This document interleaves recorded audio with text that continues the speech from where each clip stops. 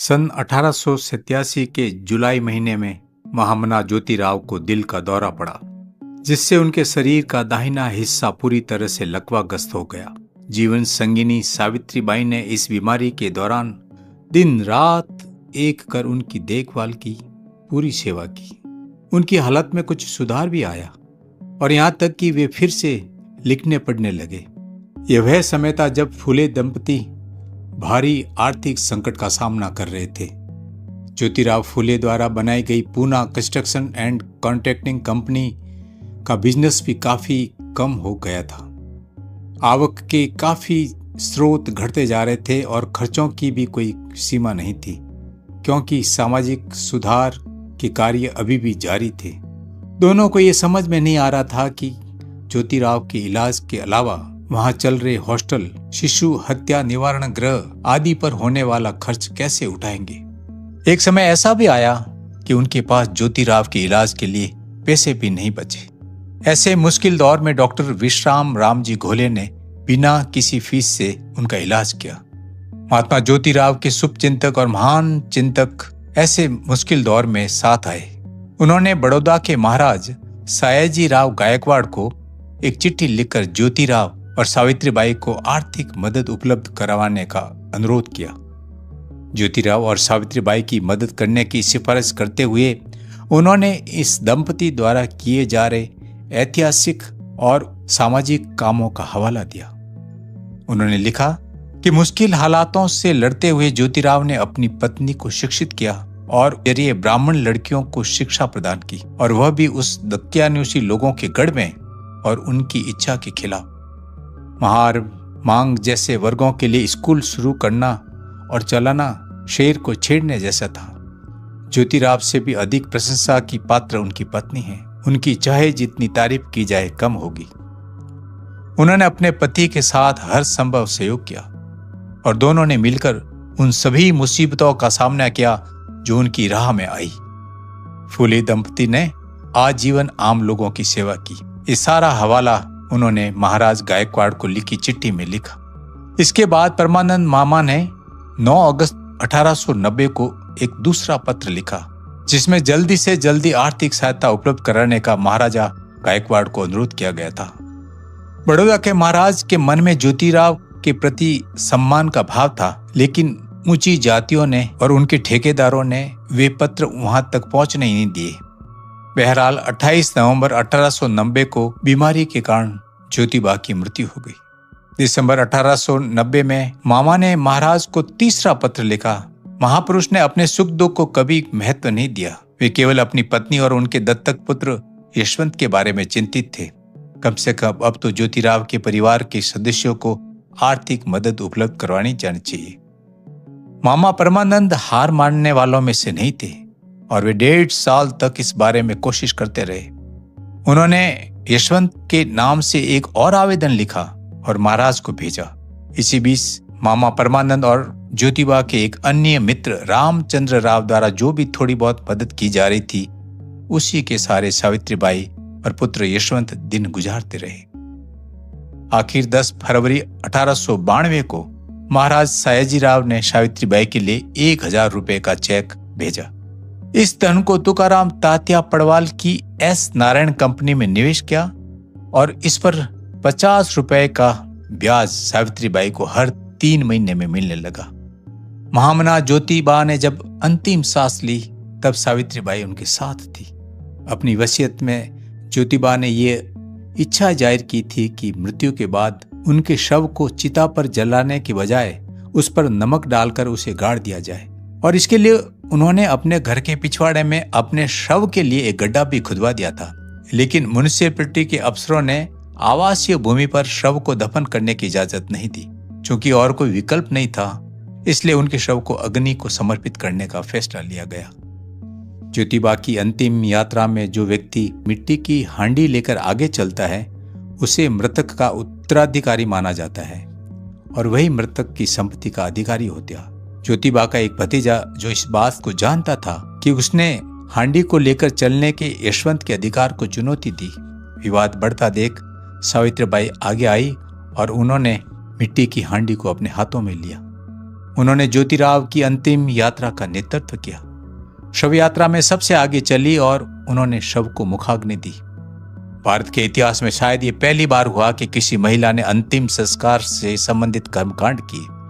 30 नवंबर को ज्योतिराव की चिता की राख घर लाई गई और उसे समारोहपूर्वक उस गड्ढे में दफन किया गया जो उन्होंने अपने शव के लिए खुदवाया था।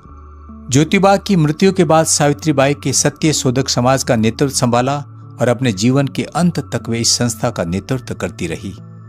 मेडिकल की अपनी पढ़ाई पूरी करने के बाद दत्तक पुत्र यशवंत ने सेना में नौकरी कर ली। अपने काम के सिलसिले में उसे कई देशों की यात्रा करनी पड़ी। ऐसी एक यात्रा के दौरान यशवंत की पत्नी राधा उर्फ लक्ष्मी की 6 मार्च 1895 में मृत्यु हो गई। सावित्रीबाई अपने घर अब अकेली रह गई थी। अपनी पुत्र वधू के बिछड़ने से सावित्रीबाई का वह सारा भी छूट गया। सावित्रीबाई ने 1896 में महाराष्ट्र राज्य में पड़े सूखे के दौरान लोगों की काफी मदद की, भाग दौड़ की और काम किया।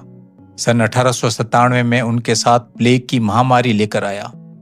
पुणे के आसपास के इलाकों में हर रोज प्लेग के सैकड़ों लोग मरने लगे। चारों ओर त्राही त्राही और हाहाकार मच गया। सावित्रीबाई ने अपने पुत्र डॉक्टर यशवंत को छुट्टी लेकर घर आने के लिए कहा। उनके कहने पर यशवंत ने ससाने परिवार के खेत में पुणे में एक अस्पताल खोला। सावित्रीबाई खुद बीमार लोगों को अस्पताल लेकर आती और उनका इलाज करती, घाव धोती और उनकी सेवा करती। वे अच्छी तरह जानती थी कि प्लेग एक संक्रामक बीमारी है। इसके बावजूद उन्होंने बीमारों की मदद की और देखभाल करना जारी रखा। एक दिन सावित्रीबाई को जब यह पता चला कि मुंदवा गांव के बाहर महार बस्ती में पांडुरंग गायकवाड़ का बेटा प्लेग से ग्रस्त हो गया है, वे बिना देर किए वहां पहुंची और बीमार बच्चे को अपनी पीठ पर लाद कर अस्पताल लाई। नतीजा क्या हुआ? जो होना था। प्लेग ने सावित्रीबाई फुले को भी जकड़ लिया। कुछ दिन रोग की पीड़ा के झेलने के बाद 10 मार्च 1897 को सावित्रीबाई इस दुनिया से बिछुड़ गई। सन 1848 से लेकर 1897 तक यानी लगभग 50 साल तक सावित्रीबाई निरंतर बिना रुके बिना थके लोगों के लिए काम करती रही। उन्होंने सेवा और करुणा का बेमिसाल उदाहरण पेश किया।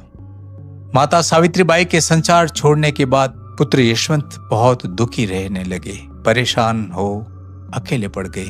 सन 1903 में उन्होंने चंद्रभागाबाई से विवाह किया, जिससे उनकी एक पुत्री जन्मी, जिसे सोनी उर्फ लक्ष्मी का नाम दिया गया। डॉक्टर यशवंत ने हांगकांग, अफ्रीका और चीन में सेना को अपनी मेडिकल की सेवाएं दी। 13 अक्टूबर 1906 को यशवंत भी इस दुनिया को छोड़ गए। अब पीछे उनकी पत्नी चंद्रभागा और बेटी सोनी को ऐसा लगा मानो वे अनाथ और अकेले रह गए। मुश्किल आर्थिक हालात में उन्होंने पहले ज्योतिराव की सभी किताबें एक कबाड़ी को बेच दी। आखिर क्या करते? फिर उन्होंने घर के बर्तन बेचकर अपना पेट पाला। वह रामेश्वर गई और वहां एक मंदिर में एक बेसहारा के रूप में गुमनाम जिंदगी गुजारने लगी। किसी को क्या पता था इस दुखद घटना का। आखिर ज्योतिबा और सावित्रीबाई की बहू चंद्रभागा बेघर हो गई। वे रामेश्वर की ओर चल पड़ी। उनकी भी वहां मौत हो गई। समय का तकाजा देखिए कि उनका भी अंतिम संस्कार वहां की नगरपालिका ने किया, क्योंकि कोई वहां वारिस नहीं था।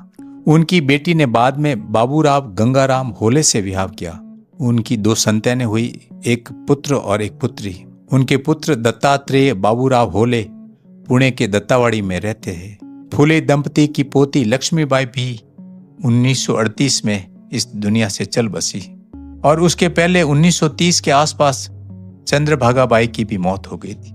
समाज में शिक्षा की ज्योति जलाने वाले, सामाजिक रूढ़ियों और धार्मिक अंधविश्वास के खिलाफ जन जागृति लाने वाले परिवार को जिस तरह से मुसीबतों का सामना करना पड़ा और एक बेसहारा का जीवन जीना पड़ा, हम सब के लिए हृदय विदारक था।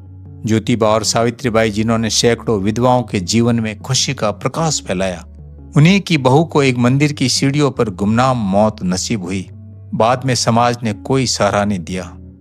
खुद ज्योतिबा की दुखद मृत्यु भी इसीलिए हुई क्योंकि उनके पास अपना इलाज कराने के लिए पैसा नहीं था। उन्होंने अपनी सारी दौलत समाज पर लुटा दी थी। हम गर्व से कहते हैं कि सावित्रीबाई भारत की पहली महिला शिक्षिका थी, लेकिन हमें उस परिवार पे क्या गुजरी। ज्योतिबा और सावित्रीबाई के जाने के बाद उनकी बेटे बेटियों, पोते नातियों में किन मुश्किल हालात का सामना करना पड़ा, हमें ये भी जानना जरूरी है कि आज भी हमारे आसपास सामाजिक, धार्मिक, शैक्षणिक क्षेत्रों में जो सुधार का काम कर रहे हैं उन पे क्या गुजरती है। समाज को चाहिए कि वो उनके जाने के बाद उनके परिवार की सुध ले।